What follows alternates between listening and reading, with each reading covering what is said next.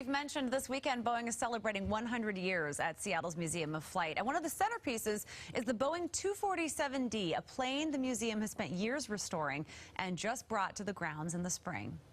It's regarded as, they like to say, it's the first modern airliner. You could fly across the country in something like 19 and a half hours.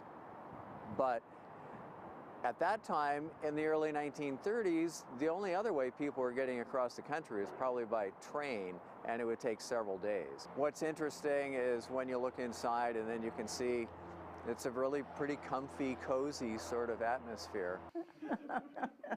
Margaret Keating is all too familiar with the inside of a Boeing 247.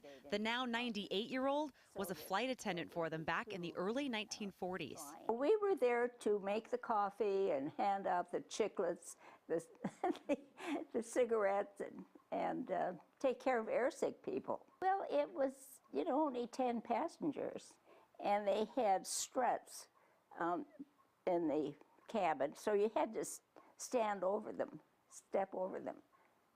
And sometimes we just used that to sit and visit with the passengers. And despite the fact that in those days you had to be a nurse in order to apply, she says there wasn't much training and definitely no safety demonstrations. No. No safety demonstrations? Oh, heck no. There were no safety directions.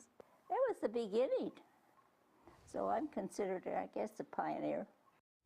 Now, Boeing employees can see that 247 this weekend, but it will remain at the Museum of Flight throughout the summer and beyond for everyone to check out and enjoy. What else would we be surprised to learn about the early days of air travel? It was far more surprising than I thought. She said that the restrictions to be a flight attendant back in those days, you had to be between 5'1" and 5'6" as far as how tall you were. Because the cabin was small. It was so small. You could not be more than 125 pounds, and if you got married, you were forced to quit.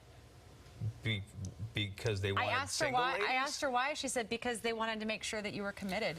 And if you were married, you were no longer committed to your job. Because there was an era not long after that where air travel was the height of glamour. This was the beginning of it. Right. Yeah, in fact, she was saying that they had regular passengers. She was based in Salt Lake City, and they would have the same people come to fly the same routes, and they all kind of became this little family. 98 years old. 98, and looks and sounds fantastic. She really does. Good stuff. Thank